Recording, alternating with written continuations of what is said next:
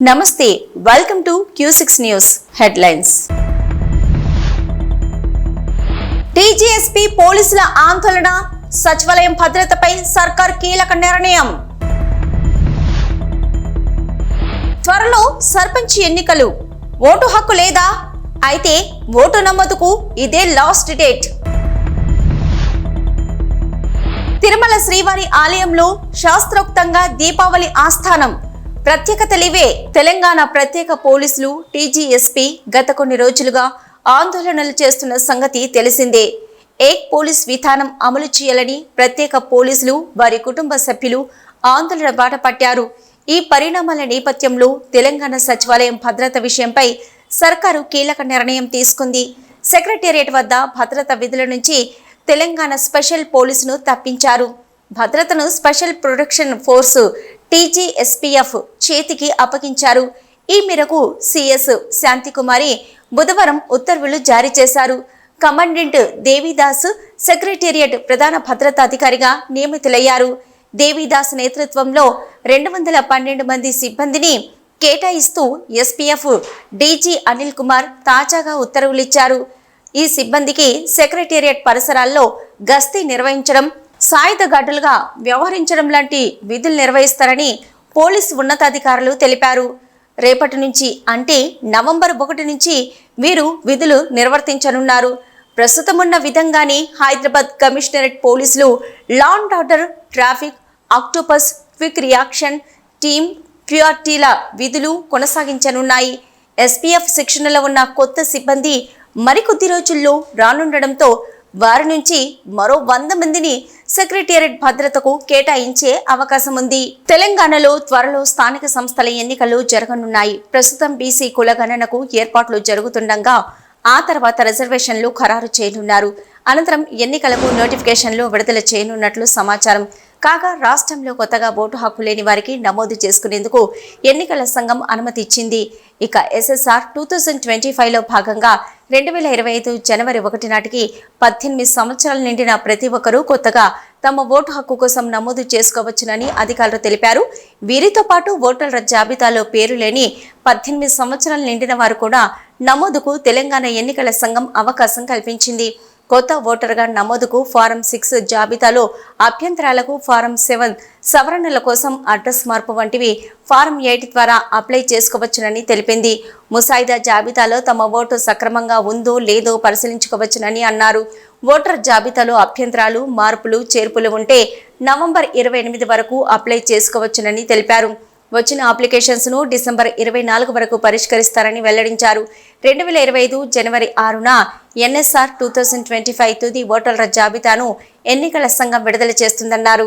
తెలుగు ప్రజలు కార్తీక మాసంలో ప్రత్యేక పూజలు చేస్తుంటారు. తెలుగు పంచాంగం ప్రకారం కార్తీక మాసం 8వ మాసం. శరదృతువులో వచ్చే కార్తీక మాసంలోని అన్ని రోజులు పర్వదినాలే. కార్తీక మాసంలో నదీ స్నానంతో పాటుగా శైవ క్షేత్రాలు దర్శించుకుంటారు. మరో 2 రోజులు అంటే నవంబర్ 2 నుంచి కార్తీక మాసం ప్రారంభం కానున్నది. కార్తీక మాసంలో తెలంగాణలో ప్రముఖ శైవ క్షేత్రాల్లో ఒకటైన వేములవాడను భక్తులు అధిక సంఖ్యలో దర్శించుకుంటారు. ఈ నేపథ్యంలో వేములవాడను దర్శించే భక్తులకు తెలంగాణ ఆర్టీసీ అధికారులు తీపి కబురు చెప్పారు. కార్తీక మాసం పురస్కరించుకొని భక్తుల సౌకర్యార్థం ప్రతి శని, ఆదివారాల్లో వరంగల్ నుంచి వేములవాడ పుణ్యక్షేత్రానికి ప్రత్యేక బస్సు సర్వీసులు నడుపుతామని పేర్కొన్నారు. సోమ, మంగళవారాల్లో వేములవాడ నుంచి వరంగల్కు ప్రత్యేక బస్సులు నడుపుతున్నట్లు వెల్లడించారు. శబరిమలకు వెళ్లే భక్తులకు, అరుణాచలగిరి ప్రదర్శనకు వెళ్లే భక్తులు కూడా గుడ్ న్యూస్ చెప్పారు. ఆయా భక్తుల సౌకర్యార్థం ప్రత్యేక బస్సులు ఏర్పాటు చేసినట్లు ఆర్టీసీ అధికారులు తెలిపారు. ఈ ప్రత్యేక బస్సుల్లో ముందస్తు టికెట్ రిజర్వేషన్ల కోసం www.tgsrtcbus.in లో చేసుకోవచ్చునని తెలిపారు. మరిన్ని వివరాల కోసం సమీప డిపో మేనేజర్ను సంప్రదించాలని సూచించారు. భక్తులు ప్రైవేట్ బస్సులను ఆశ్రయించకుండా ఈ అవకాశాన్ని సద్వినియోగం చేసుకోవాలని కోరారు. తిరుమల శ్రీవారి ఆలయంలో గురువారం ఉదయం దీపావళి ఆస్థానం శాస్త్రోక్తంగా జరిగింది. ఆలయ అర్చకులు, తిరుమల జియంగారులు టీటీడీ ఉన్నతాధికారుల సమక్షంలో బంగారు వాకిలి చెంత ఆగమోక్తంగా ఆస్థాన వేడుకను నిర్వహించారు. ఈ ఆస్థానంలో శ్రీ శ్రీ శ్రీ పెద్దజీయర్ స్వామి, శ్రీ శ్రీ శ్రీ చిన్నజీయర్ స్వామి, ప్రధాన అర్చకులు గోవిందరాజ దీక్షితులు, ఆగమ సలహాదారు రామకృష్ణ దీక్షితులు, ముఖ్య అర్చకులు Kiran Swami, additional EO CH Venkaiah Chowdary, CVSO Sridhar, deputy EO Lokanatham, పేష్కర్ రామకృష్ణ, పారు పథ్యేదర్, బాలసుబ్రహ్మణ్యం తదితరులు పాల్గొన్నారు. అంతకుముందు ఆలయంలో మూల విరాట్కు ఉత్సవమూర్తులకు నూతన పట్టు వస్త్రాలు సమర్పించి రూపాయి హారతి, ప్రత్యేక హారతులను నివేదించారు. సాయంత్రము స్వామి అమ్మవారు సహస్ర దీపాలంకరణ సేవలో పాల్గొని ఆలయ 4 మాడ వీధులలో ఊరేగి భక్తులను కటాక్షించనున్నారు. శ్రీవారి ఆలయంలో దీపావళి పండుగ సందర్భంగా దీపావళి ఆస్థానాన్ని శాస్త్రోక్తంగా నిర్వహించినట్లు తెలిపారు ఈవో జె శ్యామలారావు. దీపావళి శుభాకాంక్షలు తెలియజేస్తున్నాను. టీటీడీ ఉద్యోగులందరికీ కూడా ఈ సందర్భంగా శుభాకాంక్షలు తెలియజేస్తున్నాను. శాస్త్రోక్తంగా దీపావళి ఆస్థానం ఆలయంలో నిర్వహించడం జరిగింది. మలయప్ప స్వామివారు శ్రీదేవి భూదేవి సమేతంగా వారికి ప్రత్యేక పూజలు నిర్వహించడం జరిగింది. అలాగే హారతి నైవేద్యం సమర్పించడం జరిగింది. ఈరోజు సాయంత్రం స్వామివారు శ్రీదేవి భూదేవి సమేతంగా మాడవీధుల్లో ఊరేగుతూ భక్తులందరికీ దర్శనమిస్తారు. మాజీ మంత్రి విడుదల రజని యూట్యూబ్ ఛానల్స్, సోషల్ మీడియాలో పోస్టులపై ఆగ్రహం వ్యక్తం చేశారు. సోషల్ మీడియాలో తనపై అభ్యంతరకరమైన పోస్టింగ్స్ పెడుతున్నారని ఈ మేరకు పోలీసులకు ఫిర్యాదు చేశారు. కిరణ్ అనే వ్యక్తి యూట్యూబ్లో అసభ్యకర పోస్టింగ్స్ పెడుతున్నారని ఆరోపించారు. పోలీసులు మాత్రమే కాదు, జాతీయ మహిళా కమిషన్, ఏపీ మహిళా కమిషన్, డీజీపీలకు కూడా ఫిర్యాదు చేశారు. విడుదల రజని 2 యూట్యూబ్ ఛానల్స్ పై కూడా పట్టాభిపురం పోలీసులకు ఫిర్యాదును అందించారు. తనపై వ్యక్తిత్వ వాహనానికి పాల్పడేలా పోస్టింగ్స్ పెడుతున్నారని ఫిర్యాదులో పేర్కొన్నారు. మహిళ, అందులోనూ ఒక మంత్రిగా పనిచేసిన తనపై దారుణమైన వీడియోలు, పోస్టింగ్లు పెడుతున్నారని ఆగ్రహం వ్యక్తం చేశారు. విడుదల రజని ఇచ్చిన ఫిర్యాదును గుంటూరు పోలీసులు పరిశీలిస్తున్నారు. మరోవైపు విడుదల రజనిపై మరో ప్రచారం జరుగుతుంది. ఆమె వైఎస్ఆర్సీపీకి గుడ్ బై చెప్పి త్వరలోనే జనసేన పార్టీలో చేరబోతున్నారని సోషల్ మీడియాలో కొందరు ప్రచారం చేస్తున్నారు. అలాంటిదేమీ లేదని వైఎస్ఆర్సీపీ వర్గాలు అంటున్నాయి. అయితే ఆమె జనసేన పార్టీలో చేరడం ఖాయమనే ఊహాగానాలు మొదలయ్యాయి. రజని చేరికకు జనసేన అధినేత పవన్ కళ్యాణ్ కూడా గ్రీన్ సిగ్నల్ ఇచ్చినట్టు టాక్ వినిపిస్తుంది. విడుదల రజని మాత్రం ఇప్పటి వరకు పార్టీ మార్పుపై ఎలాంటి అధికారిక ప్రకటన చేయలేదు. ఆంధ్రప్రదేశ్ విద్య, ఐటీ, ఎలక్ట్రానిక్స్ శాఖల మంత్రి నారా లోకేష్ అమెరికాలో పర్యటిస్తున్నారు. ఈ పర్యటనలో భాగంగా శాన్ ఫ్రాన్సిస్కోలో గూగుల్ క్లౌడ్ సీఈఓ, వైస్ ప్రెసిడెంట్లతో సమావేశమయ్యారు. విశాఖపట్నంలో గూగుల్ క్లౌడ్ డేటా సెంటర్ ఏర్పాటు చేయాలని, యువతలో నైపుణ్యాభివృద్ధి, స్మార్ట్ సిటీ కార్యక్రమాలకు సహకరించాలని గూగుల్ ప్రతినిధుల్ని కోరారు. ఈ గవర్నెన్స్, డిజిటల్ విద్యకు ఏపీ ప్రభుత్వంతో కలిసి పనిచేయాలని ప్రతిపాదించగా తమ సహచర బృందంతో చర్చించే నిర్ణయం తీసుకుంటామని గూగుల్ క్లౌడ్ ప్రతినిధులు మంత్రి లోకేష్ కు తెలిపారు. మంత్రి Nara Lokesh Salesforce president, vice president, సీఈఓలతో సమావేశమయ్యారు. డాటా సేవల రంగ పెట్టుబడులకు విశాఖలో అనుకూల వాతావరణం ఉందని, గ్లోబల్ టెక్ హబ్గా మారబోతున్న ఆంధ్రప్రదేశ్లో పెట్టుబడులు పెట్టాలని కోరారు. సేల్స్ ఫోర్స్ ప్రతినిధులు సానుకూలంగా స్పందించారు. ఇండియాస్పోరా, యుఎస్ ఇండియా బిజినెస్ కౌన్సిల్ ప్రతినిధులతో లోకేష్ భేటీ అయ్యారు. ఆంధ్రప్రదేశ్ రాష్ట్రం స్టార్టప్, మ్యానుఫ్యాక్చరింగ్ హబ్గా అభివృద్ధి చెందుతుందని, ఏఐ వర్సిటీ, డాటా సెంటర్లు రాబోతున్నాయని, పెట్టుబడులకు ఇదే సరైన సమయమని అన్నారు.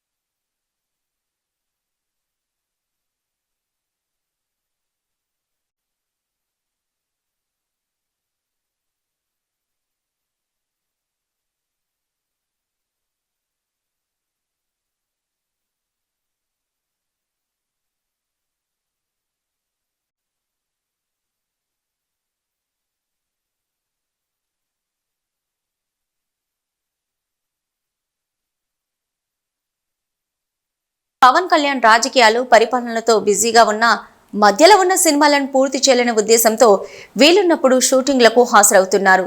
కొన్ని రోజుల క్రితం హరిహర వీరమల్లు సినిమా షూటింగ్లో పాల్గొన్న పవన్ కళ్యాణ్ ఇటీవల ఓజీ కోసం నైట్ షూట్స్లో పాల్గొన్నారని సమాచారం అందుతుంది. మొత్తానికి ఆ 2 సినిమాలను పూర్తి చేసి 2025లో ప్రేక్షకుల ముందుకు తీసుకొచ్చే విధంగా పవన్ కళ్యాణ్ ప్లాన్ చేస్తున్నారట. 2 సినిమాల్లోకి ఓజీ సినిమాపై అంచనాలు భారీగా ఉన్నాయి.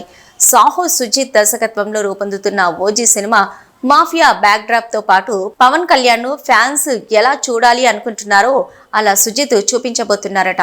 అందుకే ఓజీ సినిమా కోసం పవన్ ఫ్యాన్స్ ఆసక్తిగా ఎదురుచూస్తున్నారు. ఓజీ సినిమాలో పవన్ ను సుజిత్ చాలా స్టైలిష్ లుక్ లో చూపించడంతో పాటు పాన్ ఇండియా రేంజ్ లో ఆకట్టుకునే విధంగా కథనం ప్లాన్ చేస్తున్నారనే వార్తలు వస్తున్నాయి. సాహో సినిమాతో భారీ విజయాన్ని సొంతం చేసుకున్న సుజిత్ ఛాలెంజింగ్ గా తీసుకుని ఓజీ సినిమాను రూపొందిస్తున్నారు. తప్పకుండా ఈ సినిమా భారీ విజయాన్ని సొంతం చేసుకుంటుందనే నమ్మకంతో యూనిట్ సభ్యులు చాలా నమ్మకంతో ఉన్నారు. సినిమాకు సంబంధించిన షూటింగ్ పూర్తి చేసి వచ్చే ఏడాది సమ్మర్ వరకు సినిమాను ప్రేక్షకుల ముందుకు తీసుకురావాలని మేకర్స్ భావిస్తున్నట్లు తెలుస్తోంది. నరకాసురుణ్ణి సంహరించిన రోజున దీపావళి పండుగ జరుపుకుంటారు. కానీ నరకాసుర వధ ఎక్కడ జరిగిందో ఎలా జరిగిందో చాలా మందికి తెలియదు. మహిమాన్విత క్షేత్రం శ్రీ పృథ్వీశ్వర క్షేత్రం నాటి నరకాసుర సంహార వేదిక నేటి నడకుదురు స్వయంపుగా వెలిసిన శ్రీ బాలా త్రిపుర సుందరి సమేత పృథ్వీశ్వరుడు పాటలి వనాలతో అలరాడే క్షేత్రం.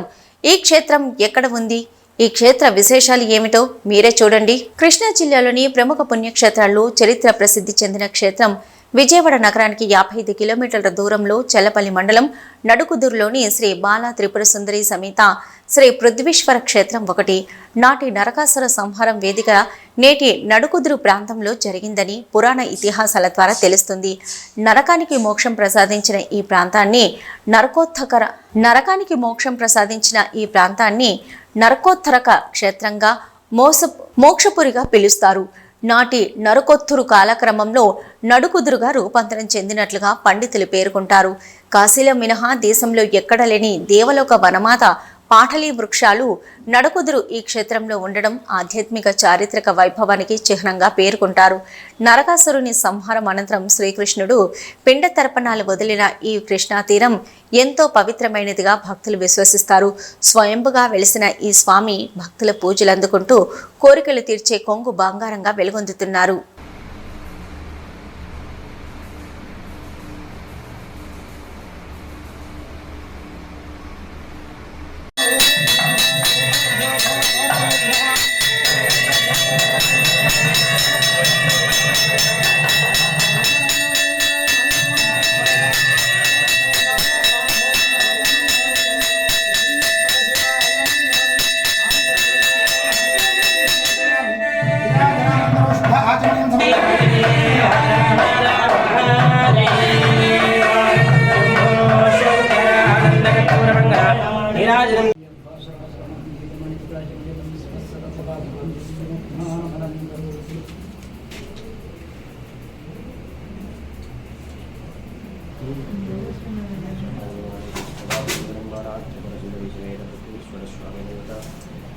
భూపాలపల్లి జిల్లా రేగొండ మండలంలోని ఇందిరాగాంధీ విగ్రహానికి పూలమాలలను వేసి నివాళులర్పించారు ఎమ్మెల్యే గండ్ర సత్యనారాయణరావు.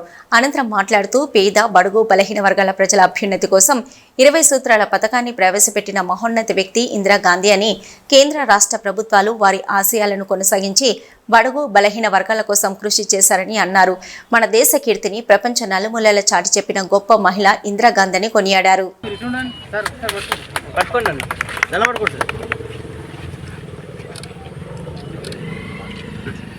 జై కాంగ్రెస్ జై కాంగ్రెస్ జై కాంగ్రెస్ జై కాంగ్రెస్ నాయకత్వం ఇందిరా గాంధీ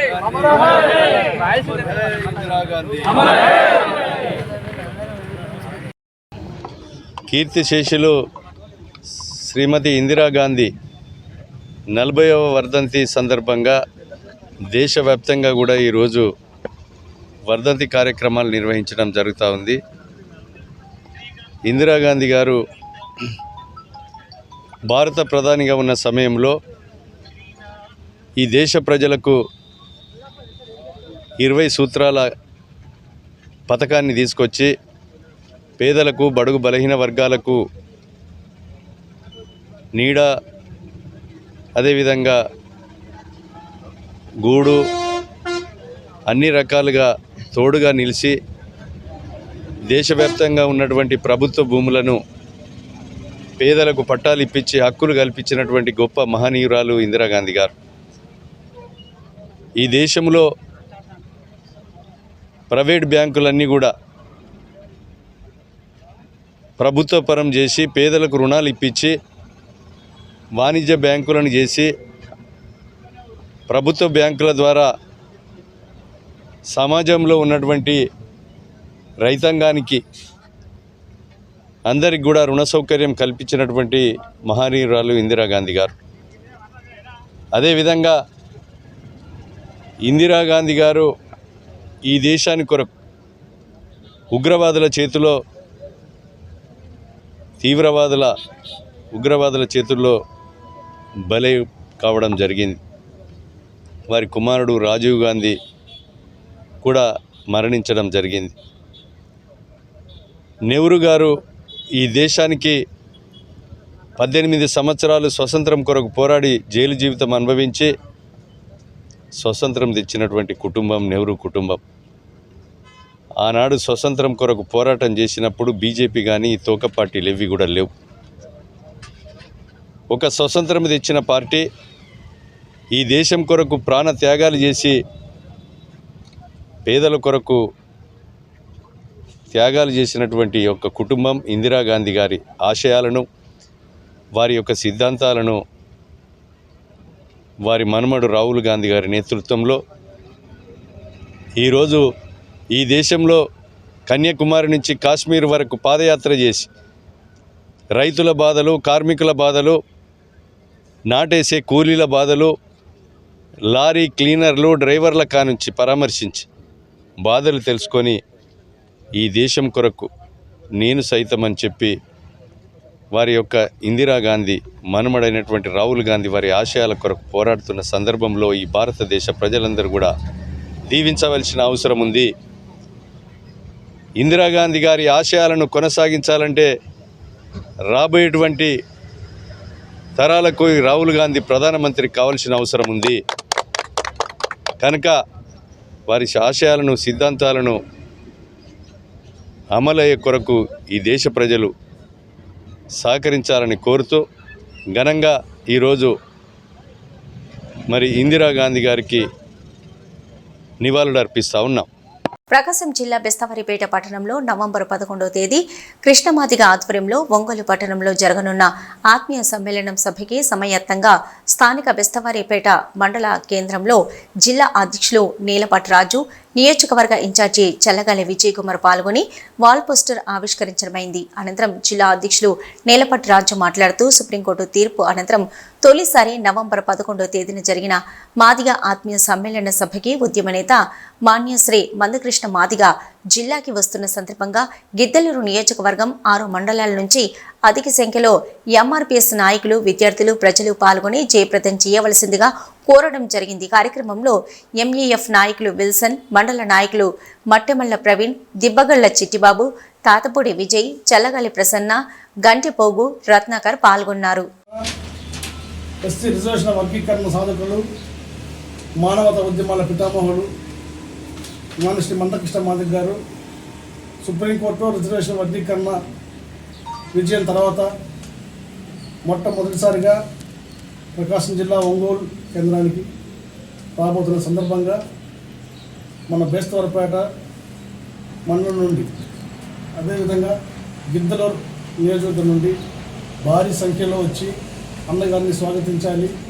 అదేవిధంగా ఈ మండలానికి ఒక ప్రత్యేకత ఉంది. ఈ నియోజకవర్గం సంబంధించిన ఇన్ఛార్జ్ ఈ మండలస్తు కాబట్టి ఈ మండలం నుంచి వెహికల్స్ కొద్దిగా జన సౌకర్యం అనేది భారీ స్థాయిలో ఉండాలనేది నా విజ్ఞప్తి. అదేవిధంగా ఇప్పుడు చూసుకున్నట్లయితే వర్గీకరణ సాధించిన తర్వాత మన సోదరులు అందరూ రోడ్డు మీద రావడం జరిగింది. వర్గీకరణ రాకముందు తెలంగాణలో వర్షాలపై హైదరాబాద్ వాతావరణ కేంద్రం అధికారులు కీలక అప్డేట్ ఇచ్చారు. బంగాళాఖాతంలో ఏర్పడిన ఉపరితల ఆవర్తనం ప్రభావంతో రానున్న 3 రోజులు తెలంగాణలోని పలు జిల్లాల్లో తేలికపాటి నుంచి ఓ మోస్తరు వర్షాలు కురుస్తాయని అధికారులు తెలిపారు. దక్షిణ ఒడిశా, ఉత్తర ఆంధ్రప్రదేశ్ ప్రాంతంలోని ఉపరితల ఆవర్తనం దక్షిణ ఛత్తీస్గఢ్, ఒడిశాలో సగటు సముద్ర మట్టానికి 5.8 కిలోమీటర్ల ఎత్తులో కొనసాగుతుందని అన్నారు.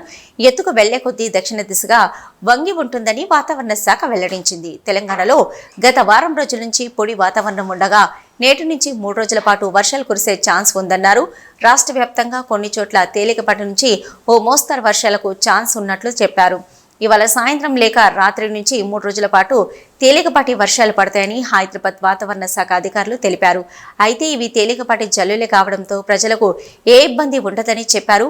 పంట దిగుబడికి సిద్ధంగా ఉన్న రైతులు ధాన్యం తడవకుండా జాగ్రత్తలు తీసుకోవడం మంచిదని సూచించారు. ఇవి ఇప్పటివరకున్న అప్డేట్స్.